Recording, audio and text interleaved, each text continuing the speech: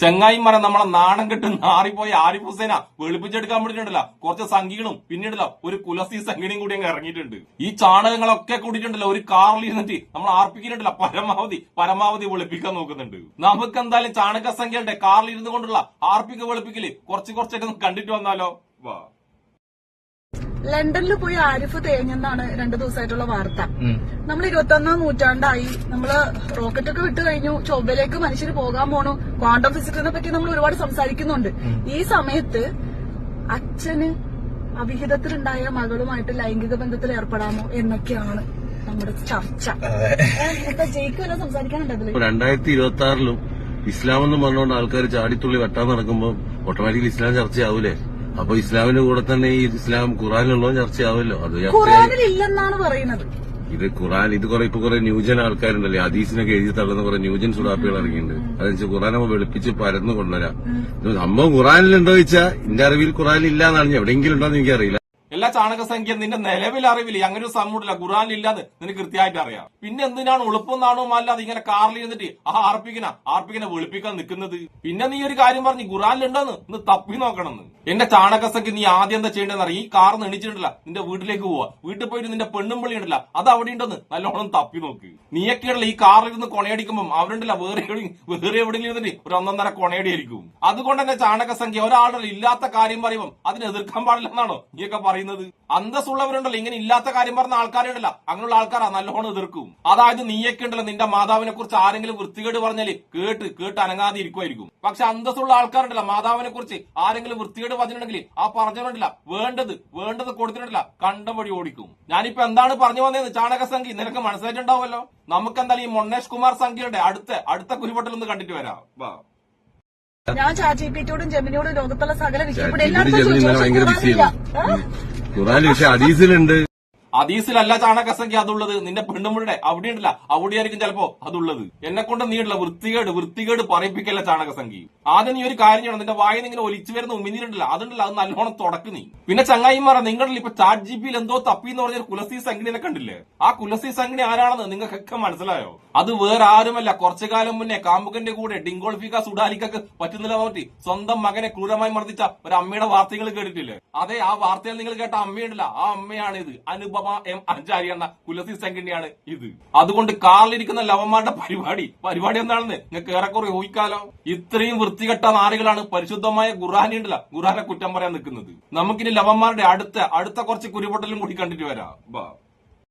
ഷാഫിയുടെ പഠനങ്ങളിൽ ഉണ്ട് എന്നാണ് ഞാൻ തപ്പിയെ പറഞ്ഞത്. അതിൽ ഇത്ര ഉള്ളു കാര്യം, ഇസ്ലാമികമല്ലാതെ നിങ്ങളൊരു കല്യാണം കഴിച്ചാൽ അതിലുണ്ടാവുന്ന കുട്ടി നിങ്ങളുടെ ഒറിജിനൽ കുട്ടിയാണ്. എനിക്കൊരൊറ്റ ചോദ്യമുള്ളൂ, വിശ്വാസികൾ ഇത് പിന്തുടരുന്നുണ്ടോ?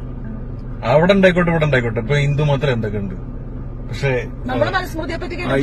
നമ്മളത് ഫോളോ ചെയ്യുന്നു. അതുമാതിരി ഇത് വിശ്വാസികൾ അറിഞ്ഞിട്ടുള്ള പ്രശ്നം എന്ന് വെച്ചാല് സത്യത്തിൽ ഈ വിശ്വാസികൾക്ക് ഖുർആൻ അറിയില്ല, പുള്ളിക്ക് പിന്തുടരാൻ ഈ സാധനം തന്നെ നല്ലോണം അറിയില്ല.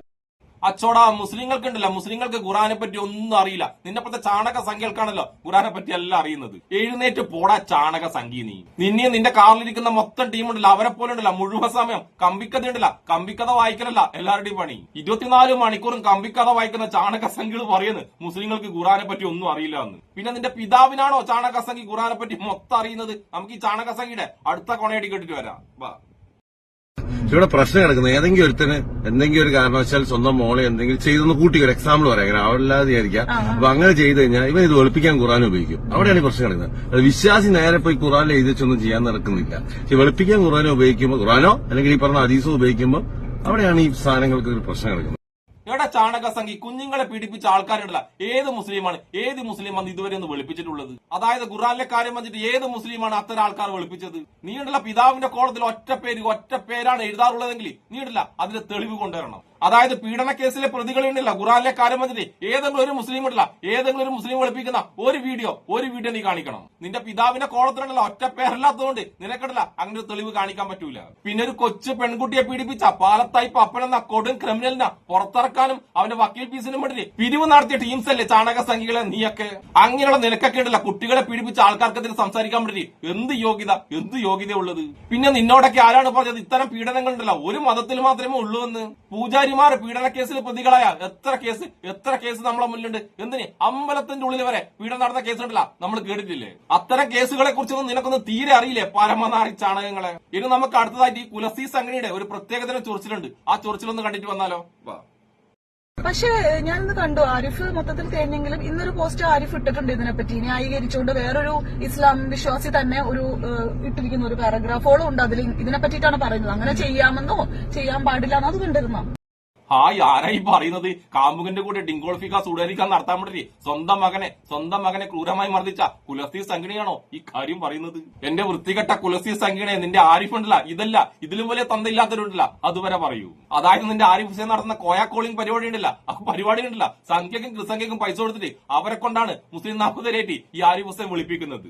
അത്രയും വലിയ വൃത്തികേട് കാണിക്കുന്ന ആരിഫ് ഹുസൈൻ ഉണ്ടല്ല ഒരു മുസ്ലിമിന്റെ പേരിൽ ഫേക്ക് ഐഡി ഉണ്ടാക്കിയിട്ടില്ല. ഈ കാര്യം എഴുതാൻ വേണ്ടി എന്തെങ്കിലും പണി ഉണ്ടെന്നെ ചാണക സംഘടനയെ. നിന്റെ കാമുകന്റെ കൂടി ഉണ്ടല്ലോ ഡിങ്കോൾഫിക്കൊക്കെ വേണ്ടി നീ കാണിച്ച ആ ബുദ്ധി ഉണ്ടല്ല, ആ ബുദ്ധിന്റെ പകുതി എങ്കിലും കാണിച്ചു കഴിഞ്ഞാൽ നിനക്കിത് മനസ്സിലാവുമല്ലോ. നമുക്കെന്നാൽ ലവന്മാരുടെ നെക്സ്റ്റ് കുരുപൊട്ടിൽ കണ്ടിട്ട് വരാം. ഇതാണ് അതന്നെ ഇസ്ലാമികമല്ലാത്ത കല്യാണത്തിന് നിങ്ങളൊരു പെണ്ണിനെ കല്യാണം കഴിച്ചാണ്. ഇസ്ലാം അല്ലാത്തൊരു പെണ്ണിനെ നിങ്ങൾ കല്യാണം കഴിക്കുക ഇസ്ലാമികമല്ല കല്യാണം, അത് വ്യഭിചാരത്തിലുണ്ടായ കുട്ടീനെ ബയോളജിക്കൽ കുട്ടിയായിട്ട് ഇസ്ലാം കണക്കാക്കൂല. അപ്പൊ അത് ഹറാമല്ല എനിക്ക് വിവാഹം കഴിക്കുക. അതാണ് സാധനം. പക്ഷെ ഇന്നത്തെ ഈ കാലത്ത് ഇതങ്ങോട്ട് ചർച്ച ചെയ്യാന്ന് വെച്ചാൽ അതും ഇംഗ്ലണ്ടിൽ ഏതൊരു സ്ക്വയറിലൊക്കെ നിന്നുകൊണ്ടാണ് ആൾക്കാർ ഇതിനെപ്പറ്റി ചർച്ച ചെയ്യുന്ന പറയുമ്പോ ഈ മുസ്ലിം ഓൾ ഓവർ ദി വേൾഡ് ഇസ്ലാം എന്താണ് ഉദ്ദേശിക്കുന്നത്?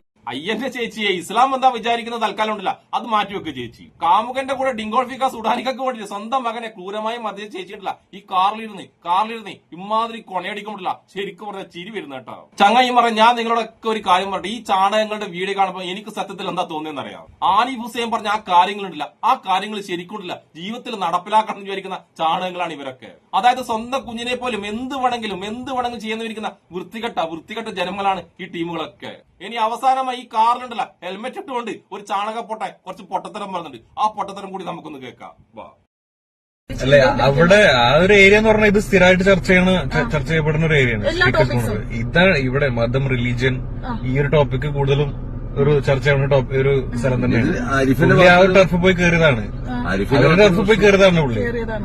ആരിഫിന്റെ ഭാഗത്തൊരു പ്രശ്നം എന്താ വെച്ചാല് അവിടെ പോയി കയറുമ്പോ നമ്മളൊരു സാധനം വരുമ്പോ കയ്യിൽ ഡാറ്റ വേണമായിരുന്നു. അതിനൊരു ചെറിയ പാളിച്ച പറ്റി.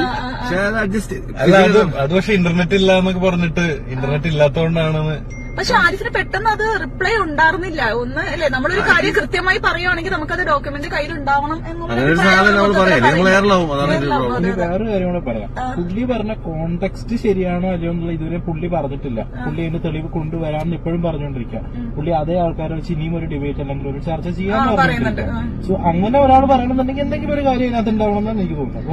എടാ ഹെൽമെറ്റ് ഇട്ട മരപ്പൊട്ട നിന്റെ ആരിഫ് ഹുസൈൻ പറഞ്ഞില്ലേ എന്തെങ്കിലും സത്യം ഉണ്ടെങ്കിൽ ആ ഡിബേറ്റ് കഴിഞ്ഞിട്ടില്ല ഇന്നേക്ക് 5-6 ദിവസമായി ഇതുവരെ നിന്റെ ആരിഫ് പൊട്ടനുണ്ടല്ല അതിന്റെ തെളിവ് കൊണ്ടതില്ല. എന്റെ ഹെൽമെറ്റ് ഇട്ട പൊട്ട നിന്റെ ആർപിക്ക് പൊട്ടനുണ്ടല്ല അവിടുന്ന് തെളിവ് തപ്പിട്ടില്ല. ഇപ്പൊ ഇന്ത്യയിൽ കേരളത്തിൽ വരെ എത്താനായി. അതായത് ഇത്രയും ദിവസം തപ്പിയിട്ടില്ല നിന്റെ ആരിഫ് പൊട്ടന് അതിന്റെ ഒരു തെളിവ് പോലും കിട്ടിയിട്ടില്ല.